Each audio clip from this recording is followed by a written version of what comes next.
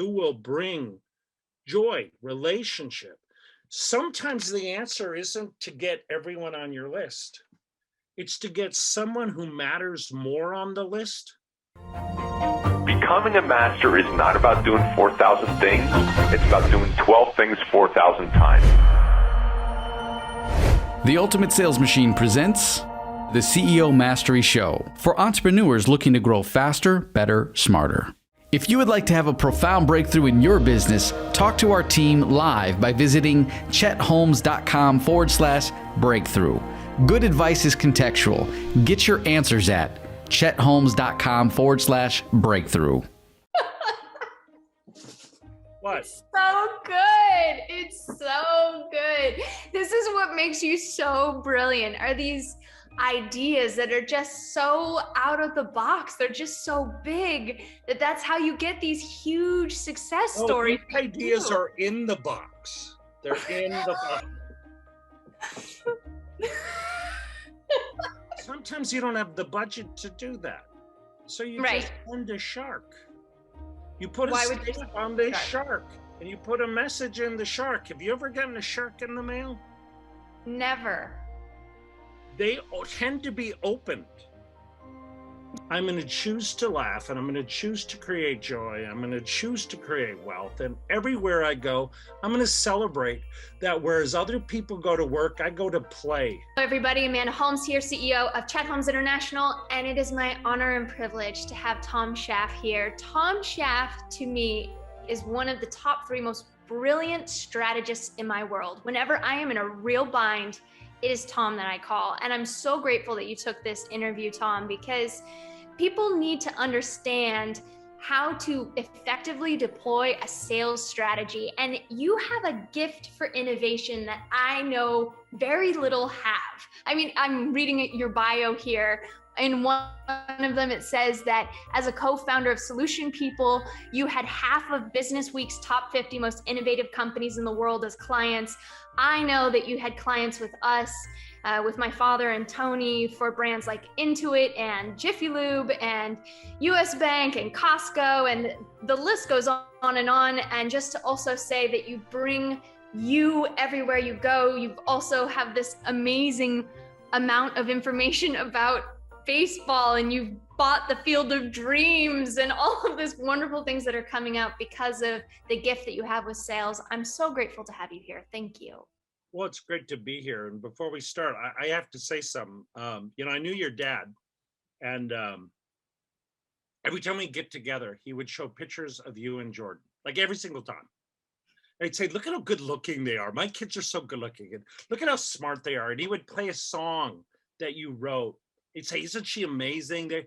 And as I watched, over the last 9 years or 8.5 since your father passed, he would say, look at my kids. I'm proud of them. And he would talk about all the great things you're doing. And so it's great to be here. I'm proud of you. And you are extremely gifted, and you've done wonderful things, not only to continue your brand, but I think you bring a purity and a wonderfulness that your father had, he wouldn't always release. And it's really wonderful to see you come into your own and leverage the family legacy, but not be confined to it. So thank you. Tom. That's amazing. You make me want to cry. Okay, but today we're talking about There's no crying in baseball. Well, today we're covering Dream 100, and I'm so glad that you're here because people get stuck on the very first step. Who is your Dream 100? What would be your advice to so many businesses that have realized, wow, this is so great. I can get a really big client and it'll change my world, and then I'll get 28 more of them, and then I'll build out my 100 list right here and I'll go after them. What is your advice to somebody that's trying to build that list right now? Yeah. And I don't mean to cut away from the family religion, but maybe it's not Dream 100.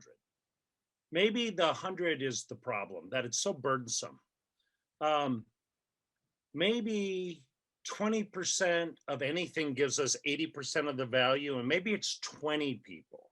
And if we take that and say 20% of 20 is 4%, and 80% of 80 is 64%. Maybe 4 give us 64% of the value. Like maybe it's, who do I really want? So, when I look at it, one of your dads, if you look at his Dream 100, I don't know that after he got out of working for Charlie in the advertising business, that he did a lot of 100 personally.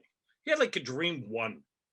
Chase J. Abraham, then after that, chase Tony Robbins for 17 years. He had pig-headed discipline and the audacity and tenacity and whatever other words I can end with city, right? I have to get Les Brown to help me out with this. But he had that kind of drive, and he could follow up on people. The average person does not have that certainty. So here's what I advise. It might start off with, who do you love? Who do you love spending time with? Who are your people? Look at it, instead of a Dream 100, look at it as, these are my tribe. These are the people that are my people. Like, there are all these people on the world, but I was put on the earth to serve these people. I call it humble swagger. And here it is.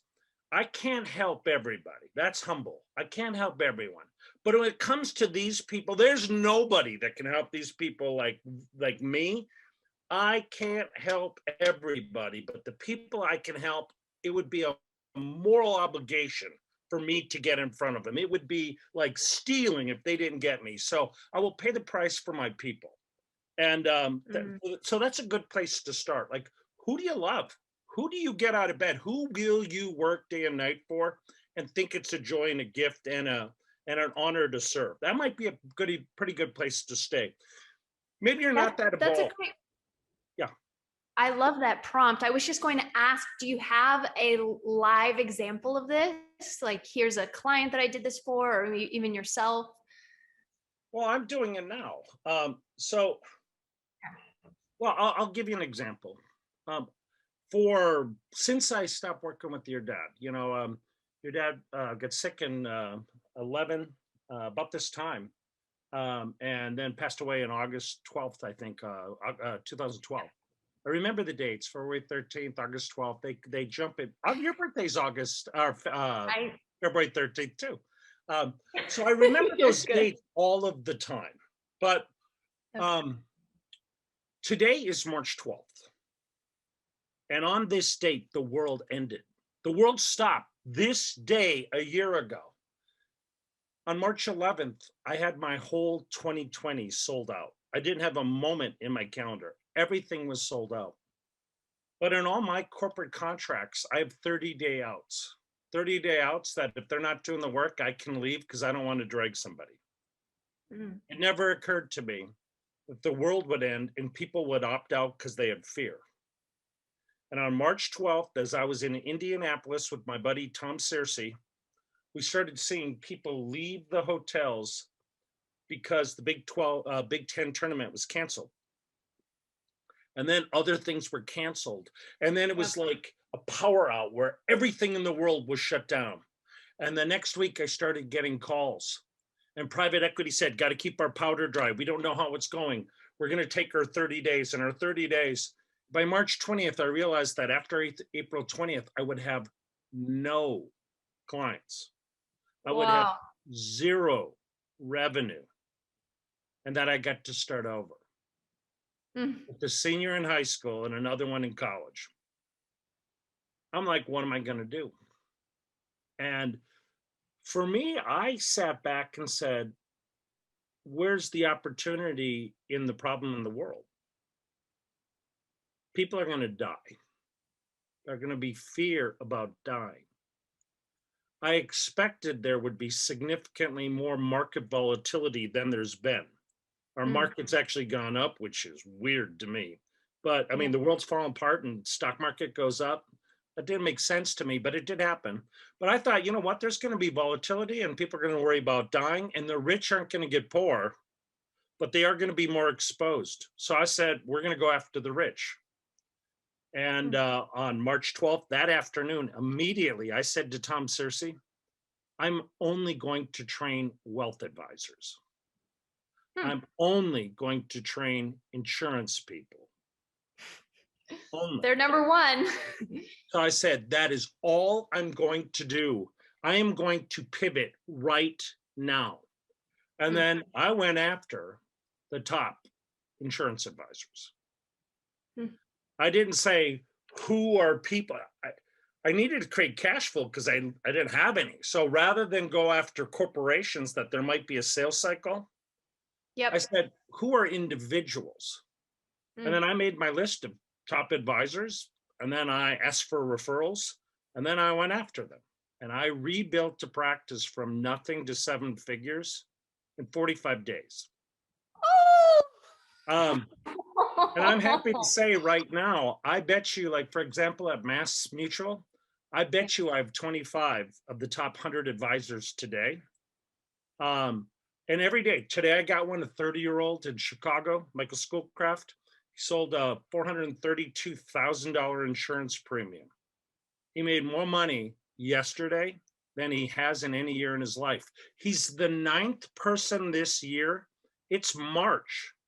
And 9 of those people have sold more this year than they ever have in a year. Wow. So I created a psychographic. What kind of people? Coachable, not satisfied, have a reason to win. Some of it's to avoid failure. Some of it's not to be my parents. Some of it's to please my parents. Some of it's to be, have options that my never parents had. One of them, it's to take care of my parents.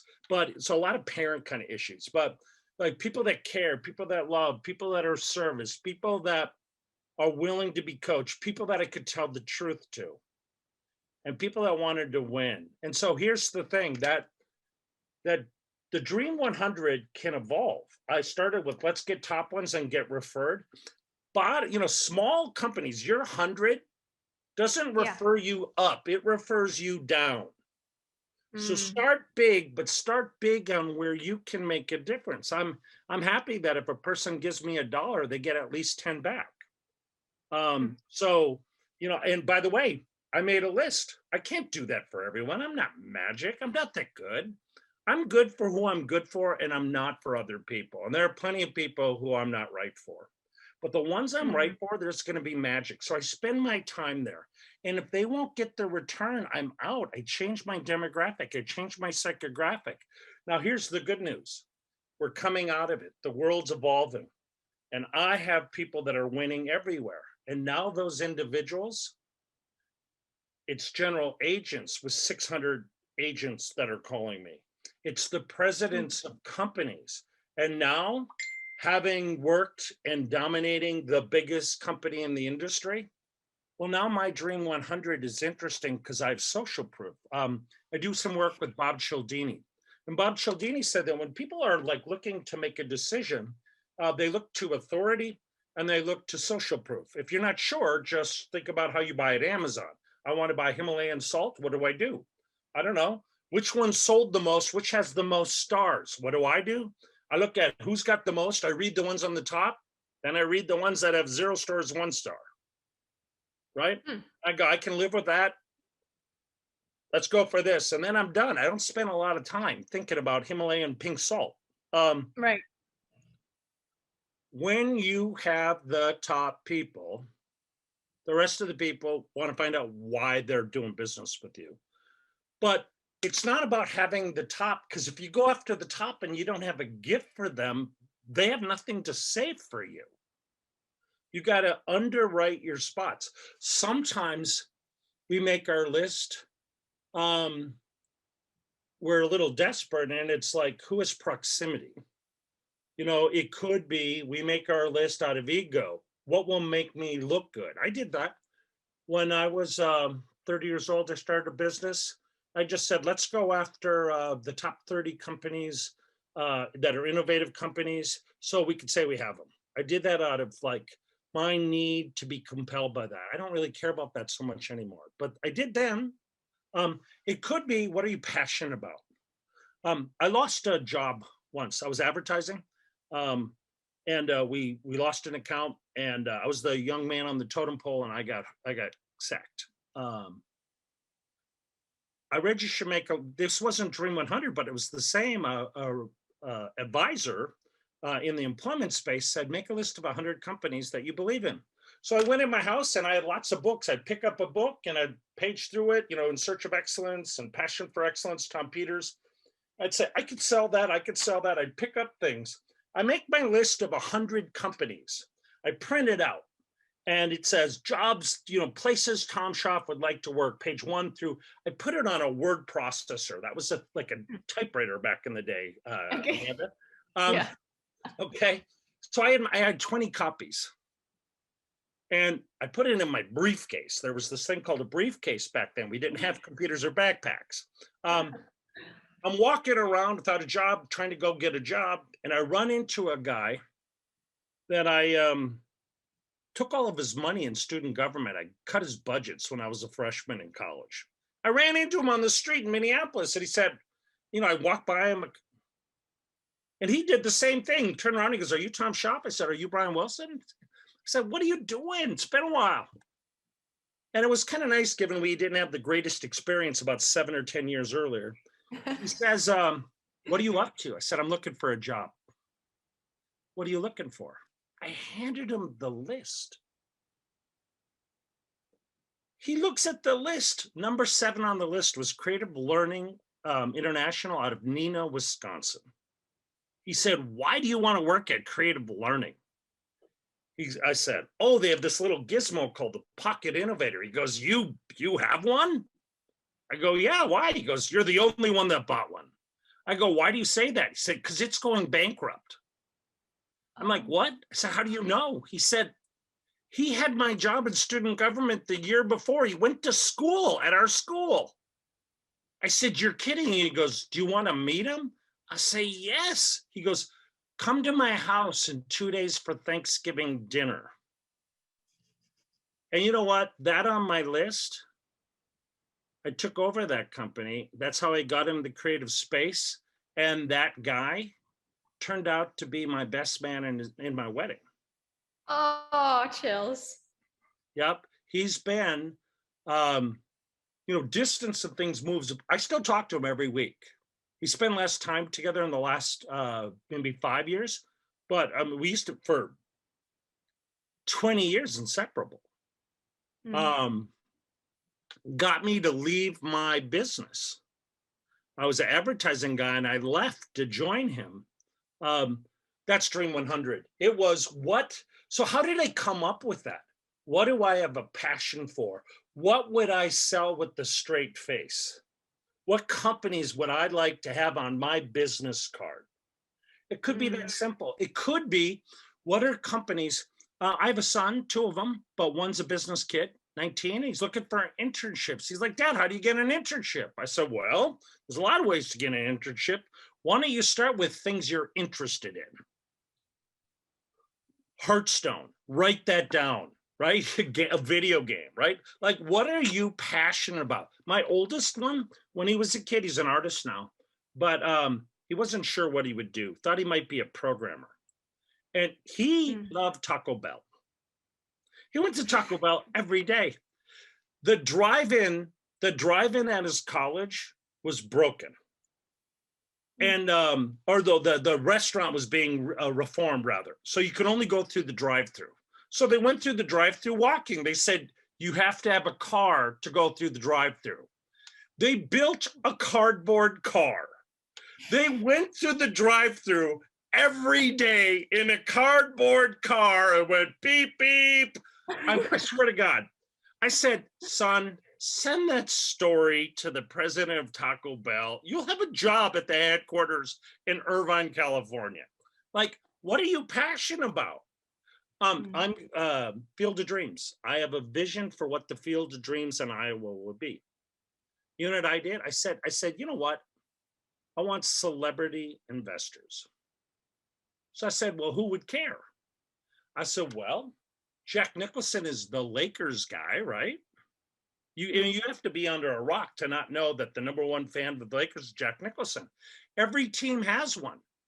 So I said, here are the 30 baseball teams. Who are their top fans? Then I went through the other room. I have the largest baseball bobblehead collection in the world. I said, what are all the celebrities that have been bobbleheads that were given away at a stadium? Huh. And I said, okay, if you're a bobblehead and you've thrown out the first pitch or sang the national anthem and are considered the face of the franchise, you're a baseball fan. Then I checked out their net worth. I said, all people that are a bobblehead that sang the national anthem or threw out the first pitch and have a net worth of at least $40 million are my people. I now have a dream 233. Those are my people. Wow. The average person doesn't care about the field of dreams. A baseball fan with money, it's Jerusalem. It's sacred ground. It's holy ground. So that's how I come up with my lists. Like, what do you care about? What are you passionate about? What turns you on? What do you think will be an adventure? Behind me is a little fella, about 6.5 feet tall, named Dwayne Johnson. Yeah. It occurred to me that he's literally the biggest star in the world right now. He's also the best paid. He made about $230 million. And that's before he started his new show on NBC, Young Rock. And he's about to become the new Marvel character, Black Adam. Oh. He will be even larger than life in the coming year. He was on a show that I love called Ballers. He was a sports agent in Miami, and he wore the coolest suits in the world. Every suit he's got, they're just ridiculous colors. I saw there was an auction. So I bought all of the wardrobe for the show. I have 40 of Dwayne Johnson's suits. This is his velvet purple tuxedo that he wore to the Emmys, complete with his name inside of it. I have 21 sets of his shoes.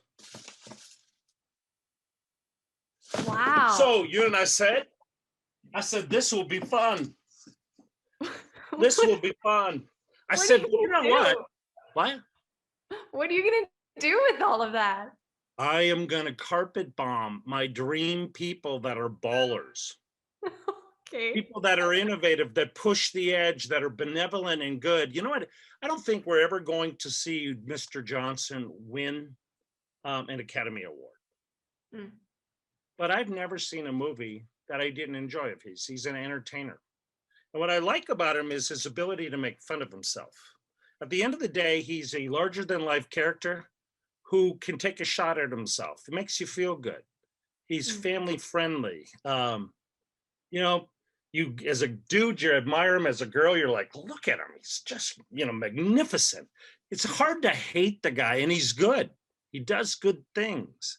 He hasn't been trouble in the world. So I said, I like that. I like this guy who pushes it, is always relentless. He's number one. He physically, pays the price to be physically who he is. He's smart. He's charismatic. It's everything that you want to be. So I decided you get attached to worse things. So I made my list of people who will give a darn, ballers, the kind of my second draft. And I actually, last Saturday, wrote a letter with Jay Abraham. Oh, okay.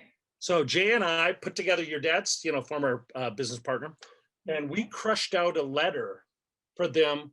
And instead of like these suits, I'm sending 100 of those 6.5-foot cardboard cutouts in 6.5-foot boxes. A box is going to come to an executive, and I'm going to put so much tape on it that it'll take a crowbar to open it. There'll be 4 people pulling this apart going, because the journey is the thing. It's not the destination. It's the journey. It's the what is in it. What's in it. It's Christmas. They open the thing up, and when they get it open, it'll be like, it's Dwayne Johnson. Why is Dwayne Johnson here? I must know what they... In his hand will be a letter. And in the letter, it will be, I'm sending you this letter for a big reason. I've sent you the biggest star in the world and the biggest box in the world to tell you the biggest idea in the world. If your 2020 sucked, it's not because of COVID, it's because your ideas are small. If you want bigger ideas, Ooh. if you want to get in front of bigger people, you need bigger ideas. Now, if you don't believe that, you're reading this letter. And then in it, there'll also be a picture of 50 suits and all these shoes and all the stuff. I'll be like, I'm sending you a picture of the largest collection of Dwayne Johnson memorabilia from my personal collection from Ballers, because it represents excellence of going the distance, of paying the price, and the rewards when happen when you refuse to be average. I'm just making this stuff up. I don't remember what the letter is, but this isn't bad, right? It is really good. And then it's like, for the 50 next clients that are retained in order, you will be able to select from my closet his suit from the Emmy, his suit from the Oscars, his suit from this, and we'll ship it to you in a mannequin so that every time you look at it, it reminds you of who you could be if you would pay the price. My shoes, I'm going to send them a shoe. My Dream 100, I'm going to send a shoe. I'm sending this shoe to get my foot in the door, but this is no ordinary shoe. First of all, it's larger than life. And before you throw it out, realize it's the biggest star in the world shoe. Why would I do this? Same copy. Set up the meeting and I'll give you the other shoe. What? It's so good. It's so good. This is what makes you so brilliant, are these ideas that are just so out of the box. They're just so big that's how you get these huge success stories. These ideas are in the box. They're in the box. Sometimes you don't have the budget to do that. So you just send a shark.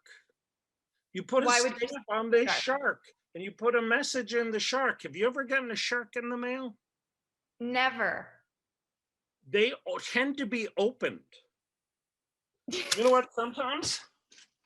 Sometimes I mail people. I'm going to take out I got two garbages, my show garbage and my real garbage. You don't need to see my real garbage, but this is a garbage can. Do you know if you put stamps on this, you can mail this just like this? Okay, I didn't know that. Return address out here, the address here, and you know what this becomes? A postcard. Wow. So I put all of this on it, right? I put my message, then I write my letter, I put an arrow up, I tape it in a plastic sack inside, and the letter's all scrunched up. You know what it says?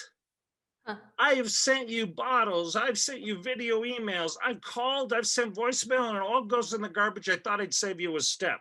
Before I give up, there's a reason I'm so persistent. Blah, blah, blah, blah, blah. This is a smaller version of that. Oh, nice. Yes. So, see, here's the thing. You can get in front of anyone if you have a reason. Now, I wouldn't invest the time or the money. I got a new one. I do whale hunting. So I send somebody the book, Whale Hunting. And then after that, I send them a quote. It's a takeoff from Ernest Hemingway. It said, Ernest Hemingway said, once you've hunted armed men and liked it, you'll never hunt anything but armed men again. So I wrote it, once you've hunted whales and liked it, you will never hunt anything but whales again. I had it made into this nice piece of art. They get a book, they get a piece of art, then they get an 8-foot harpoon, a whale harpoon. And then the next mailing they get is 2 gallons of tartar sauce. And on the tartar sauce, it has a sticker. And the sticker says, I've redone the sticker over their label, put their picture on the sticker, and it has this quote. Optimism is going after Moby Dick in a rowboat and bringing the tartar sauce. Now, they don't, listen, what I've done is I made it, but see all my crap on my walls? Yes. Their walls have my crap. So when you're a hoarder, you know the psychology of hoarding. And so to be a Dream 100 person, you must master the art of accumulation and terrorizing people with mail. My job is to terrorize. I've had 4 mail people that have quit because the amount of crap that they deliver and send out, they just say, I cannot work this route. I must move on. I'll do something easier like a sanitation worker. But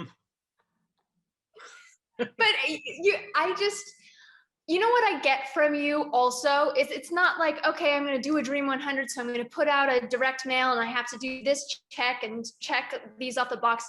You just genuinely do what you enjoy and what you love and what just you think will be so freaking hilarious, right? And that is something that I hope that every single person that watches this takes away from you, is that it can be fun. How can you make it entertaining? How can you laugh at yourself because it's so freaking funny? I just love that. You know, I heard somebody, you're right. I'll tell you where it came from. 2 things. As a child, my mom said, you're weird and wonderful. You're weird and wonderful. And she encouraged our weirdness.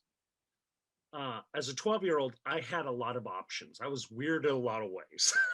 I played the accordion. Till Sister Clavera died, and then I got out of that sucker. But one thing, I had 25,000 baseball cards as a kid. And when I thought about it, I read a book and it said, find out what made you weird when you were 12 and do that for a living. And I was a consultant, but I will tell you, I was passionless. I did not have my level of passion when I worked with your dad. It wasn't your dad. I thought I was going to be a screenwriter. I had the same lament. And what attracted me to your father is, as much as he was a great consultant, that's not what he wanted to do. He wanted to make movies, he wanted to create art, and he wrote 1,000 songs. And he pursued it, and it just didn't happen for him, despite his amazing talent. I was attracted to that because there was this part that said, if I wasn't a chicken, I'd be in LA and I'd be making my ideas happen. But I did have this passion for baseball. So I said, I'm going to make my company Major League Sales. I'm going to buy baseball crap. I'm going to sit with my heroes of my youth all day long. I'm going to make it so I can go to the World Series every year, throw the first pitch at every game. I'm going to know every Hall of Famer. I'm going to do it. You know why? Because I can. And then one day I went to the Field of Dreams. And I remember coming out of the corn at the Field of Dreams at a game where I came out, I paid a bunch of money to play. And I was there with Reggie Jackson and Pete Rose and all these great players from my childhood. And it was the greatest day ever. And I said to myself, why don't I do this all the time? And the answer was because I didn't have enough time and money. And I decided I will do stuff that will create time and money so every day is a joy. Because not unlike your father, I had other friends that passed away. I said, you don't know how long you have. So I'm going to go out squealing the tires. Like every day, I'm going to squeal tires. And instead of endure same old, hit my Dream 100 of people that don't give a rip and I don't give a rip about, I am going to laugh on every call. I'm going to choose to laugh and I'm going to choose to create joy. I'm going to choose to create wealth. And everywhere I go, I'm going to celebrate that whereas other people go to work, I go to play and all day. And part of this was, you know, I was a failed comic. I also thought I was going to be a comic. I did stand up. They told me to sit down and that was my best joke. Okay, thanks for the courtesy laugh. I appreciate that. So it's not getting any better. But you know what? I found that I had a unique way of when I was calling, I could make people laugh. Like when people would call, you know, they'd like, may I ask who's calling? I'd be like, yes, tell them it's one tough hombre. They'd be like, what? One tough hombre, Hombre. And they said, are you serious? I'd be like, yes. And then they would giggle and they go, hey, call for you. Who is it? One tough hombre, Hombre. And then on the other side, there'd be some major executive going, okay, tough hombre. You know, what the hell is this? And then I would say something and then they would laugh and they go, can you teach my people to do that? So I made up new words, big swift kicker, troublemaker. I'd do anything that just supported my habit of like no attention span. Like I needed to laugh all day. I'm very not a mature person. I'm a broken toy at a lot of levels. So somebody said, make your mess your message. Oh, wow. I'm a mess. That used to, like corporate America, they put me in the doghouse for that crap. Behave, bad boy, kick me in the nose, right? I'd be like, I'm not a corporate dude. I'm a street fighter. I will crush you, corporation. So, you know what I found out? My Dream 100 used to be go after corporate logos. Today, I go after David to crush corporate logos. I take the underdog who has it, who has something of value and has a consciousness, and it's not just their business, it's they want to do something else. My wife and I, we support building wells in Africa. You know why? When there's no water in Africa, they don't send boys to get the water, they send girls. That girl doesn't get to go to school. That girl gets raped and pillaged on the way to and from, and a child is lost. But when you have a well in your city, all the girls get to go to school. Okay, they aren't defiled, right? So, you know, I found out there are people that support those missions. They don't care about their businesses, but when they make more money, they're building wells. In Malawi, the poorest country in the world, more people die of kerosene burns than AIDS. Like AIDS is Africa is the AIDS continent. Oh. But kerosene, people get burnt. There's no light, so they have kerosene. A disproportion of their wealth goes to just so they can see at night. But the answer is solar light. A solar light means they don't have to spend any money, and they cost us nothing.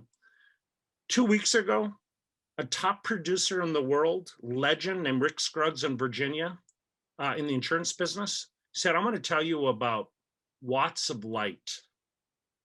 Watts of light. It's a mission to bring solar power light to the most impoverished countries in the world, where they can see at night, so they can study and they can have a life, so that they can protect themselves from bad people, and so they don't have to spend money on kerosene. We decided we would start a foundation to drive it for salespeople.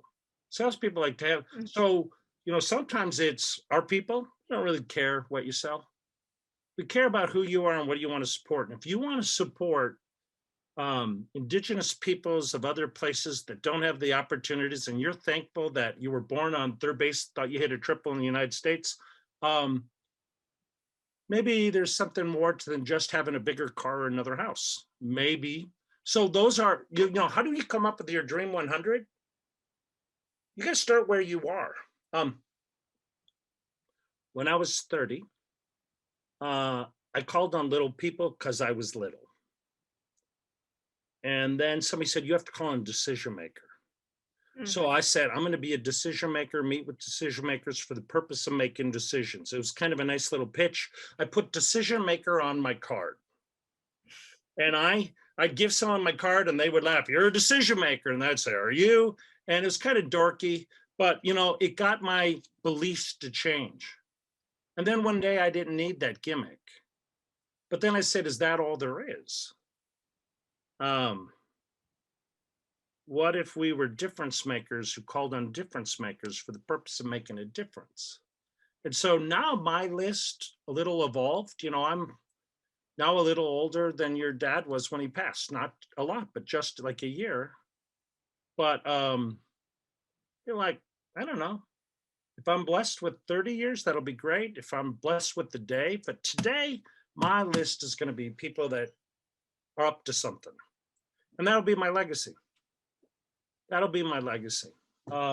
So that's how you make your list. can it work? You got to find your list of people. I was 22. I think the thing that I would like to drive home when it comes to Dream 100 is you can come up with your list of people you want, but that's what you want.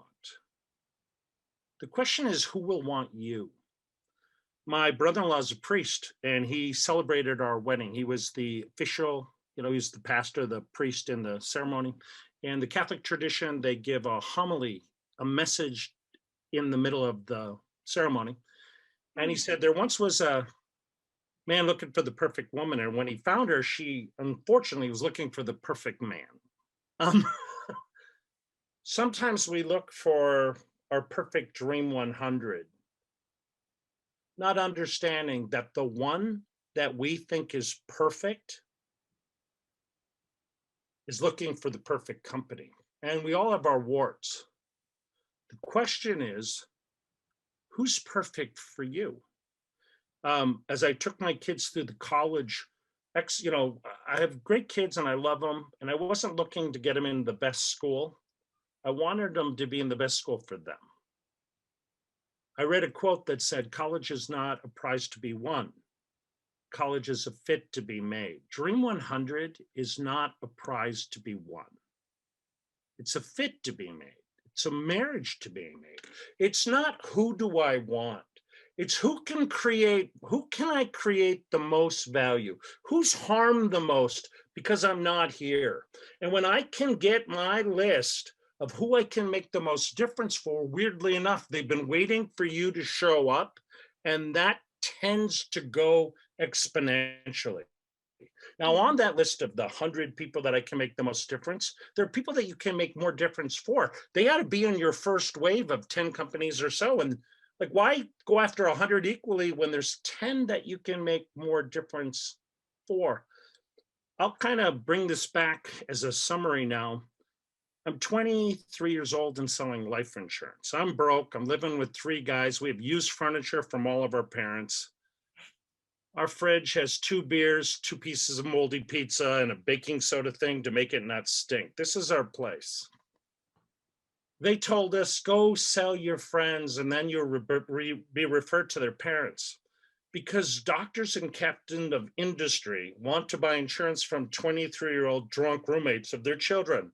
I'm telling you, it didn't work. And I struggled. I must have the ugliest friends in the world because nobody got married till they were about 30. And, but one friend did. And they shortly later they were very successful. Came from good stock, as they say. They quickly got pregnant with their first child. And I got invited to a couple shower. I didn't know what one was. I called my sister, what is a couple shower? They're like, they're going to have the baby. And so they're going to have a party for all their friends, bring a date, and then you got to bring them a gift. I said, what do you get them? They go to Dayton Hudson, the department store in Minneapolis, now Target. Go to Dayton Hudson. They have a computer. It's called the Stork Registry. In it, I'll have a list of all their crap. That's the best store in town, Dayton Hudson. They have money. They'll be there. I go in. I put in S for my buddy's last name. Put in C. His name pops up. I print out the list. It has their name, their address, their phone number. People were stupid in 1986. It had the day the baby would be born. Wow. And it had a list of everything they wanted. You know what occurred to me? Da-da-da-da. I don't need a Dream 100. I need this box. I went in and go, A, and I looked through and go, good suburb, printed. Good suburb, printed. B, good suburb. I printed out all of the list because you know what I found out? What? I didn't know anybody that had a lot of money, that was 25 or so, that lived on the right side of town, that was pregnant. But that box had them all. I printed out this pile. I looked till there was nobody and I ran for the door like I was the Heisman Trophy. I'd call them up and I'd say, hey, ring, ring, ring. Ring, ring, ring. Hey, Amanda's not in. Amanda's not in, is she? Oh, yes, this is she.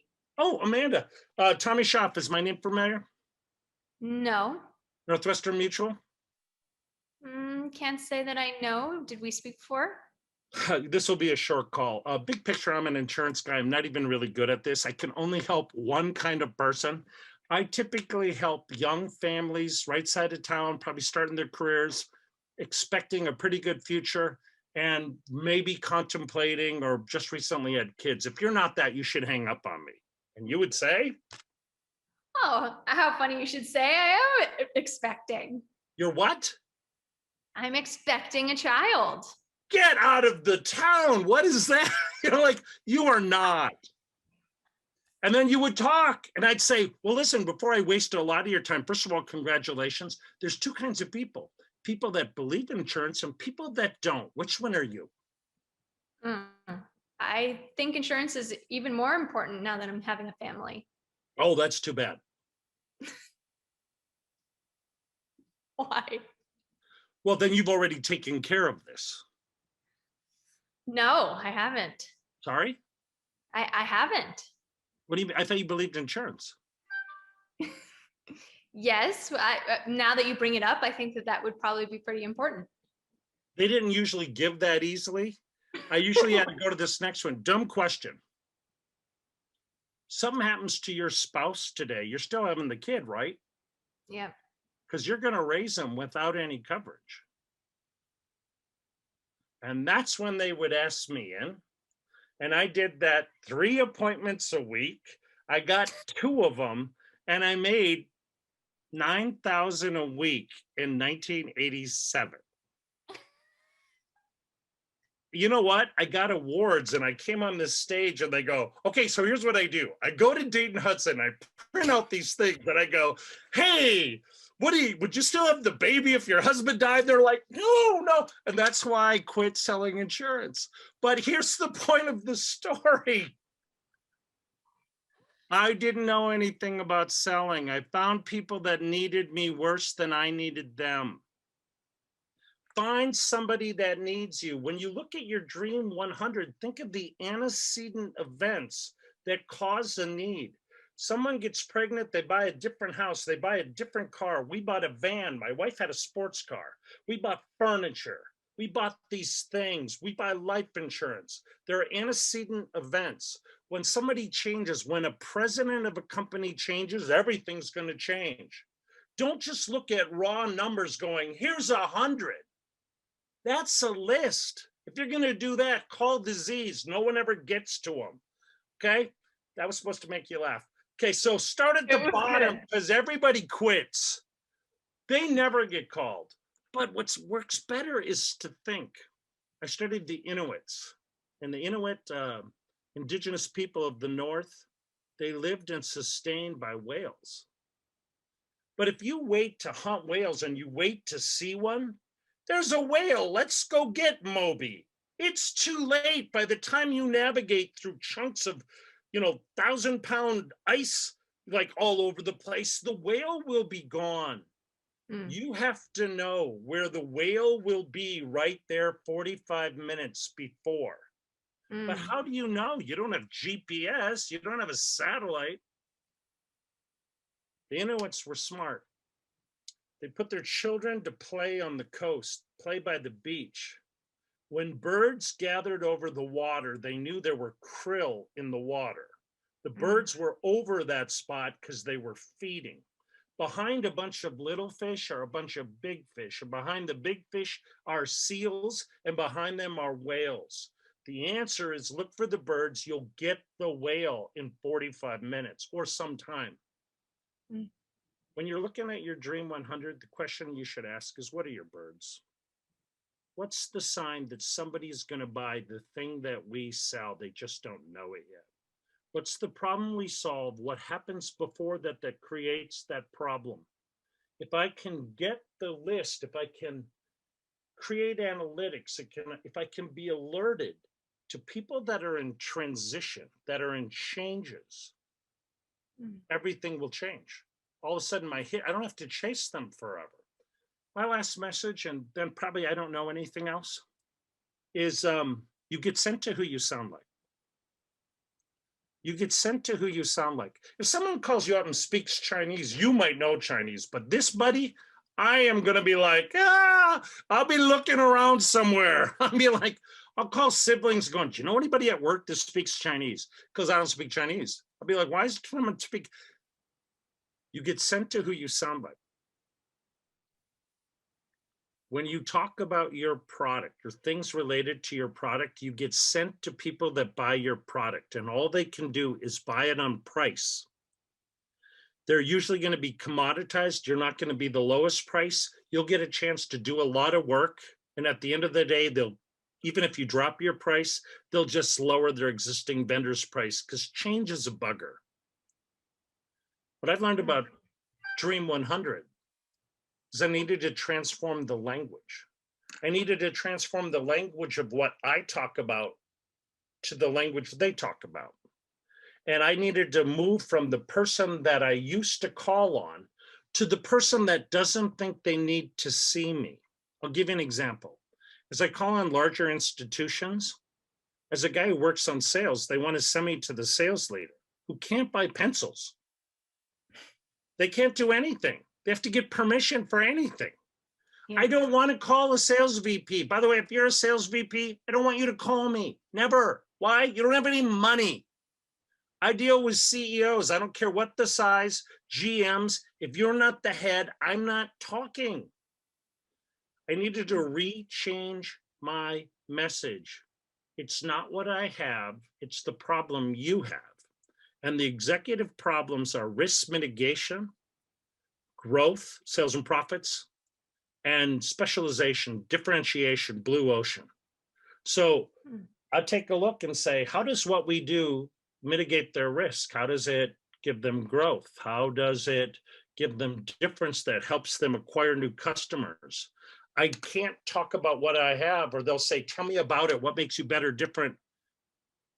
What I want is to transfer the relationship to problems that this person went to a meeting today at. And then when I call, they go, that's funny, I was just talking about that. And now I get access. And when I get access, my last lesson in that, in Dream 100, if the deals are big, and I've helped people close deals with frequency over 100 million to $1 billion. For some firms, their 100 million is 3 and 5 million. For individuals, maybe it's a $432,000 case, like the kid yesterday, but he made $211,000. These range individuals, the larger scale problems, salespeople do not win deals. They get access to decision makers to disqualify the opportunity. Whenever there's a lot of juice on the bone, whenever there's meat on the bone, whenever there's a lot of stuff, when there's a lot of opportunity, they're not going to believe a salesperson. They kind of believe that you're saying things because you'll get a commission. A salesperson never makes claims. They say, we solve these problems. Here's what we can do. Here's what we can't do. Let's see if you have a business case. I think we can help you, but you should never trust me. I'm a salesperson. Do you mind if we get your team of experts to meet with my team of experts and see if there's a reason for us to play further? It takes a cast of characters. You were an artist, performing artist, singer, beautiful one, by the way, great singer, guitar player, etc. But you would never, if you chose to go that way, you never made it on your own. You need an agent, and you need an accountant, and you need production, and you need backup musicians and other vocalists and sound mixers and a host. There's a cast of thousands that it takes to make an artist. You need a costumer and an exercise person because it's your brand and all this stuff, right? We see the face and the voice, but like success has 1,000 fathers. That's what it is in sales of large deals. So the companies here that are selling things that have zeros, the more zeros, the more people show up. The biggest mistake I've seen when people are hunting large deals in the Dream 100, a person comes, makes a list of 100, calls them, and it never occurs to them, what are they going to do if they get in front of them? What will they do if they hook their attention? When there's one person that has the answers to everything, you look small, and small is scary.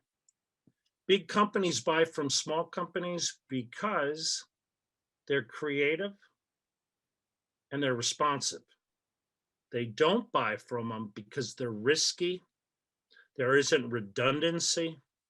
And if it doesn't work, they'll get blamed. When you're hunting whales, you should, in Dream 100, and most people, when they say Dream 100, they're looking for bigger, not better. So if you're looking for bigger, you ought to figure out who's going to come with me. Another consultant that worked with your dad, a good friend of mine, was named Gene McNaughton. Gene and I did a deal for a college football team member in Iowa. They had a call center. They had 969. After your dad passed, we did some things together. This company had 969 clients, I think was the number. 13 of them did 91% of their business. They hadn't won a deal of size in some years. I said, well, first of all, we're not going to try to sell 969. I think you should get rid of 956 of your clients. All they are is a mess. Yeah. That didn't go well. Then I said, I don't think we should go after your top 13. And I don't think we should go after anything new. Let's figure out what we're really good at, and let's sort it out, and let's go after 4. Let's just go after 4 of your 969 clients. We went after 1. And 1 created a $100 million sale. They were only a $67 million company. They had 969 clients that did 67 million. We went after 1 of their clients that we looked at, we thought through, and we figured out how we were going to win it. And it was a time and a third of their whole business. They had hired, I think, 2,000 employees. We put 2,000 people to work. Do you need 100? Maybe not. You need 100 when you're looking to get going and to do something. When you have insight, maybe it's less. When you're not desperate, maybe it's not who could pay me, but who will be a joy to work with, who will bring joy, relationship. Sometimes the answer isn't to get everyone on your list. It's to get someone who matters more on the list, because once you have it, they'll bring you everyone else. So Sun Tzu said, if there's 1,000 of them and 10 of you, you're like, don't fight them like, against, like, there's 1,000 of them, there's 10 of you. What you've got to do is you got to flank them, number one. And then what you really do is you do guerrilla marketing. You go after the leader and take out the leader. If you can take out the leader, the chickens will run when you cut them off from the head, okay? In Dream 100, sometimes what you say is, who's the leader? Who's the one that if we get them, all the dominoes fall? Rather than taking your axe and chopping at 100 trees, chop, chop, chop, chop, chop, hurting 100 trees, maybe you ought to chop at one tree 100 times, but pick the right tree. And when it falls, they all fall. These are my weird ideas that I've come up with since working with your dad. They are brilliant. I have enjoyed every minute of it. I don't think I've had one interview where I've smiled as much as I have with this one. You're in Puerto Rico, that helps. I'm only looking out at the ocean and not there yet. No, I am so grateful that you were able to shed such wonderful light on the Dream 100 with so many interesting stories, and just mostly you just being you. That's the biggest takeaway for me, and always been your guiding light for me to follow my own path. And it may be different from what's been before, but it's what brings us joy. So thank you for not only showing us how to win a big deal, but also how to do it with joy. Well, great. I think, at the end of the day, the word salesperson's an interesting one. We often leave the person out of the sale. Mhm. So I think if we really look forward, the easy lock, the key to turn the lock is to put the person back into salesperson, to not be anybody else, to be you. That's what I say to you all the time. All the Don't be time. your dad, be you. Why? Because you're never, you went to USC. This is the best way to end. USC had a guy that taught there far before you enrolled. His name was Leo Biscaglia. He taught a course on love. And in it, he would do this poem, and I won't have it exactly right, but it'll be directional. He said, I'm a plum. Not everybody loves plums. Some people like bananas. Sometimes I want to be a banana because everybody loves plums, but I think I said that wrong.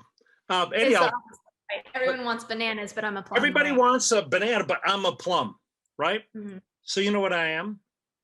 Hmm. A plum. See, when you're a plum, not everyone gonna love you, but the ones that love plum will get you. When you try to be a banana, you will always be a second-rate banana. The problem with Dream 100, you come up with a list and it never shows up that they are banana buyers. Find a list of people that are looking for you, that when you show up, you will be taller and smarter and wiser, and you will be all the more joyous. Thank you, Tom Schaff. That was brilliant. And for people to find you, would it be majorleaguesales.com? They Would can that go be- that, but to be honest, right now, the best way is probably LinkedIn. So reach out on LinkedIn. Oh, okay. Oh, perfect. You can see all the lies I told you about myself. Thank you so much. Thank you. Thank you. The Elevated Dream 100 Bootcamp. Visit thedream100.com. That is thedream100.com. Subscribe for more videos. Claim your free Chapter 4 of The Ultimate Sales Machine. This chapter helps you get 9 times more impact from every move you make. Visit ultimatesalesmachine.com. This has been the CEO Mastery Podcast, brought to you by The Ultimate Sales Machine.